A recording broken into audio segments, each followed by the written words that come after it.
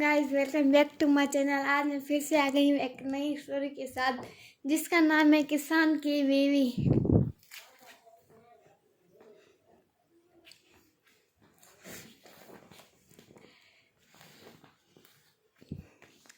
एक दफ़ा का जिक्र है कि एक किसान की बीवी थी।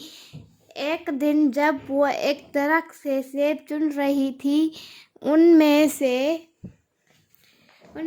एक सेब ज़मीन पर बने एक घड़े में गिर गया और वो उसे निकाल नहीं पाई।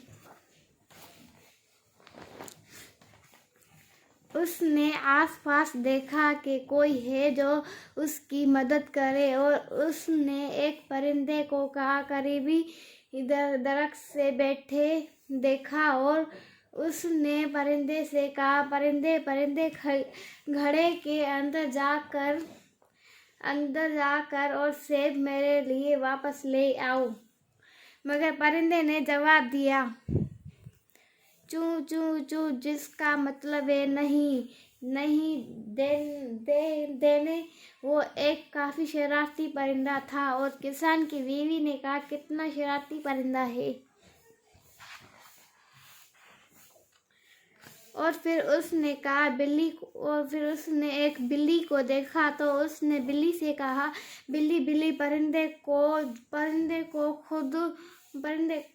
पढ़ो और जब तक के वो घड़े के अंदर उड़ कर जाए और मेरे लिए सेब वापस ले आए। मगर बिल्ली ने कहा, मियाऊं मियाऊं, जिसका मतलब है नहीं देखना। वो एक काफ़ी शरारती बिल्ली थी।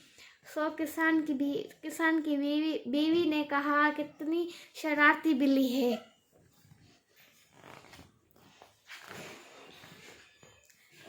और फिर उसने एक कुत्ते को देखा तो उसने कुत्ते से कहा, कुत्ते बिल्ली के पीछे भागो जब तक के वो परिंदे पर कूदे, जब तक के वो घड़े के अंदर उड़ कर जाए और मेरे लिए सेब वापस लेकर आए।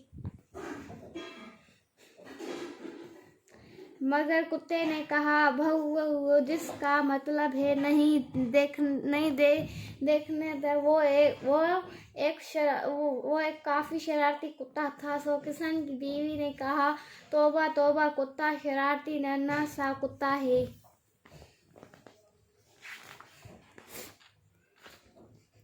फिर उसने आसपास देखा और उसे एक शहद की मक्खी नजर आई और उसने कहा, शहद की मक्खी, कुत्ते को डंक मारो जब तक के वो बिल्ली के पीछे भागे, जब तक के वो परिंदे पर कूदे, जब तक के वो घड़े के अंदर जाकर और मेरे लिए सेब वापस ले आए। मगर शहद की मक्खी ने कहा, बुझ, जिसका मतलब है नहीं देखिए ना। वो एक काफ़ी शरारती शहद की मक्खी थी।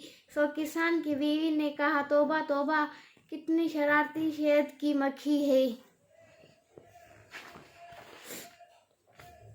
फिर उसने आसपास देखा और उसने एक नहल परवर को देखा और उसने कहा, नहल परवर, शहद की मक्खी से कहो कि वो कुत्ते को डंक मारे जब तक के वो बिल्ली के पीछे भागे, जब तक के वो परिंदे पर कूदे, जब तक के वो घड़े के अंदर उड़कर जाए और मेरे लिए सेब वापस ले आए। और नहल परवर ने कहा, नहीं मैं नहीं करूँगा। सो किसान की बीवी ने कहा, तौबा तौबा, कितना शरारती नहल परवर है।